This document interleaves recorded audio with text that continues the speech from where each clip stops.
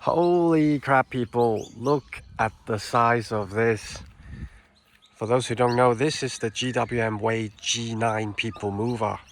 This is a left-hand drive vehicle that was brought over recently for Tech Day. I'm going to show you some of the highlights of this vehicle. Majority of these highlights are on the inside. Let's jump into it.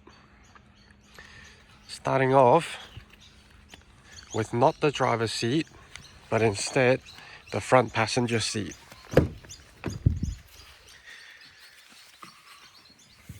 Check this out. As soon as you open the door, the leather interior, especially in this cream leather, is just super nice. The step getting into the car as well. I don't know exactly how many way adjusted these seats are, but they are really good. Up front here is a 15.6-inch screen where you can watch movies, listen to music, etc. Multiple applications, and if you have kids, there are plenty of kid stuff to do as well. There is gesture control, but to be honest, with this screen, it's not really necessary, given it's right there in front of you. So, yeah, like I said, all types of movies you can watch while you're stuck in traffic, I suppose, in China. But one thing that is very interesting is China does not have this rule where the driver is not allowed to see the screen. So you are able to see it on the other side. This is literally a tablet mounted on the front passenger side. You've got obviously internet and all that with the vehicle. In fact, do you think Australia should get something like this for the front passenger? There will be a few legal issues, but it shouldn't be too difficult. And on the main screen here, the latest coffee system running here in the background as well. So at the moment, some of these are pretty familiar to those who have looked at the H6.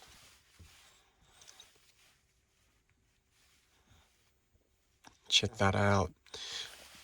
So this Wey G9 is a Hi4, meaning it runs a decoupled all-wheel drive system with a big battery pack in the middle, as seen here.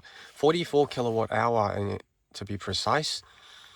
And the engine is a 1.5 liter turbocharged engine, mated to a DHT running the front axle, and then a separate motor runs the back axle, just like that. This thing is pretty insane at 2.7, 2.8, 2.9 tons. So it still accelerates 0 to 100 in like 5.7 seconds, which is ridiculous for a people mover to accelerate that fast. So with this vehicle, it is able to do both AC and DC charging, so that's not going to be a problem. And the official China fuel consumption is 0.9 liters per 100 kilometers. And yeah, I guess it just all depends on how often you run in electric range. The Chinese WLTC electric range is 170 kilometers from memory. Apart from this, there is also intelligent parking and reverse tracking. This car, for some reason, the cameras are not working, so that function isn't working at the moment. But when I get it working, I'll definitely try to demonstrate it to you guys. Down here, the center console. This is also pretty cool. So there's a bit of a space here, just rubberized area so things don't slide around. 50-watt wireless phone charger with ventilation. 2 cup holders there. And then this here might look a bit weird, but when you pull this open, it's actually a fridge underneath. So this is a proper fridge that goes to 0 degrees. And it's approximately 15 liters. Let me show you when I move to the back. Another thing that's also pretty cool is this camera here. It is a digital camera, reversing camera. So that means it's using the camera at the back to show you the images. Up top, You can see there's the e-core, there's the opening of the sliding doors at the back. And these lights here are pretty bright and nice. Up front, there's a openable sunroof with a manual blind. And you know, the touch and finish, the look of it is just very nice. Not sure what that audio system is, but it is a 23 speaker audio system in this vehicle. So on this door alone, you can see 1, 2, 3. All right, let's check out the main part. In China, these are optional captain seats with zero gravity function. And not only that, it's got massaging, heating, and ventilation as well. A very nice grab handle for both, you know, kids or older family member. At the back here, there's a bit of a tray table as well, which is pretty cool. Would be a bit sad, you know, for kids to be doing homework here, but for an example, as I was doing just then, having my laptop on the table there, it was pretty handy. Now, I was going to show you the fridge. Here it is. There it is. Like I said, it goes down to 0 degrees. I'm not sure why, but apart from getting cold, it can actually also heat up. So it's actually more than just a fridge. So let's say in a cold winter day, you can have it warming up your drinks instead of, you know, cooling it down.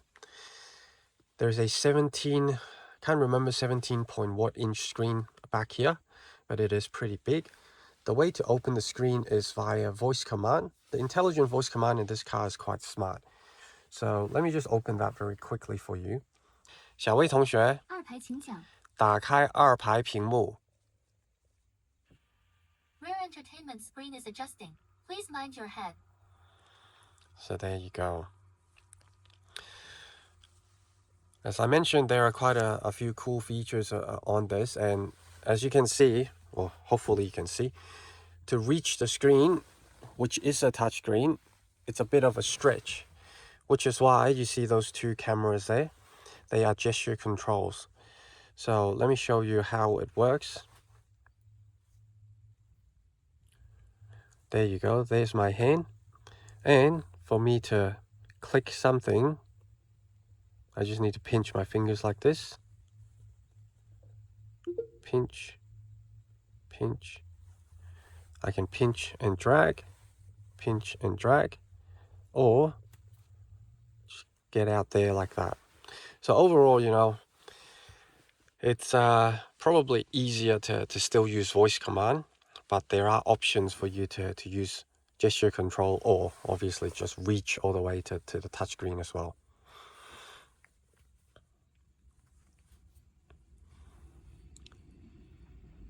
Rear entertainment screen is adjusting. Please mind your head. So up top here is the rear AC control. There is a 3-zone climate control in this vehicle, which makes it very, very comfortable. And before we move on, let me focus on this captain's seat, which is very nice. So first of all, the seat belt is mounted on the seat itself, which gives you a lot of flexibility on movement. ISOFIX as standard as well. And something that's pretty cool, oh, can't really see it from here, but the seat adjustment is here. It is, I don't know how many ways adjustment, but this is where you adjust the seat. And the cool thing about adjusting the seat forwards and backwards is there are preset spots where the seat will lock into. So it's not like you just go wherever you want. There are about 6-7 spots that you can lock yourself in. Now this one here, this is the massage function. So these are the different modes of massage. They are very nice, by the way. Ventilated and heated seats as well, very easy to do. And for zero gravity seat, it's just this button here. For those who don't know what zero gravity seat is, let me just demonstrate on this other side. Please be cautious when adjusting the second row zero gravity seat.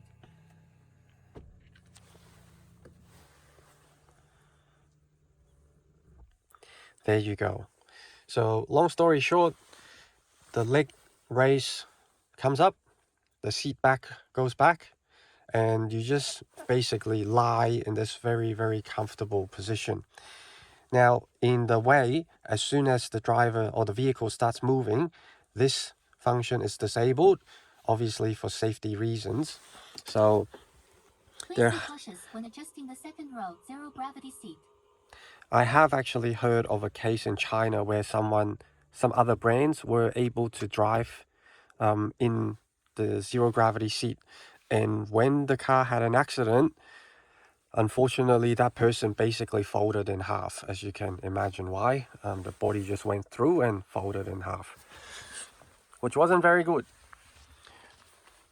Once again, more speakers at the back, and up here is a sunshade blind as well for extra privacy.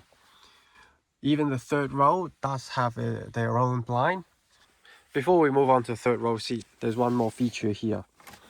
So there's actually a pair of cup holders as well on the side here for the second row. The third row seat is once again leather, and this one, it's got 3 seats at the back with 2 big pockets on the side for cup holders or whatever. And the way the system works is quite interesting as well on how to maximize the boot space, which I'll show you very shortly. Another cool thing about this door is, obviously you guys already saw the electric sliding door, but if you look at this, the windows actually open as well. Now, given it doesn't open all the way down, this is I don't know if you can tell, but this is actually a massive window, and this is plenty of airflow. Let's go check out the boot.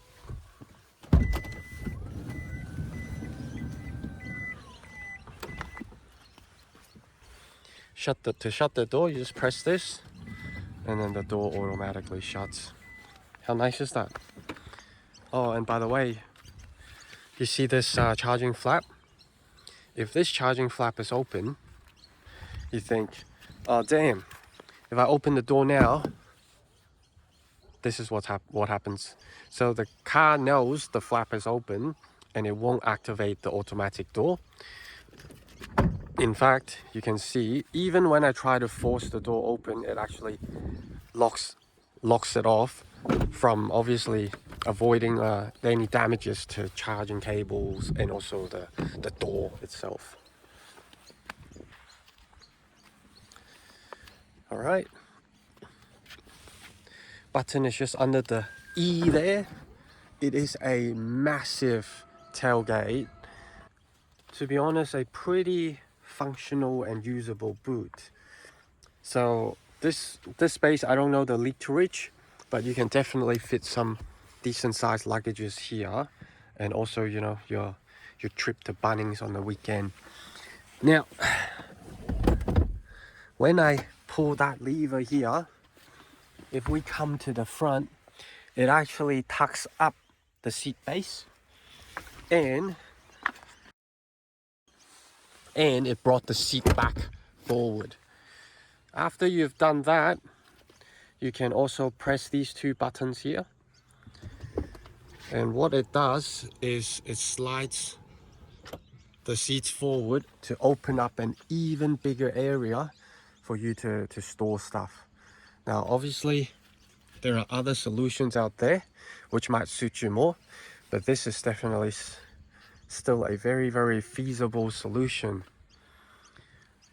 giving you a massive space with a very square and boxy opening.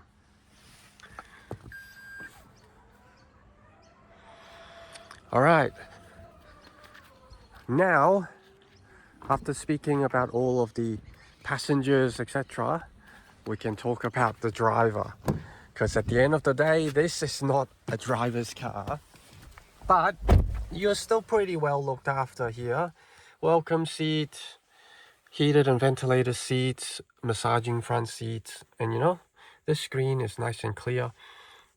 Steering wheel is also the latest one as per the H6. And the head-up display as well. Oh, by the way, this one has is the Chinese version with LiDAR.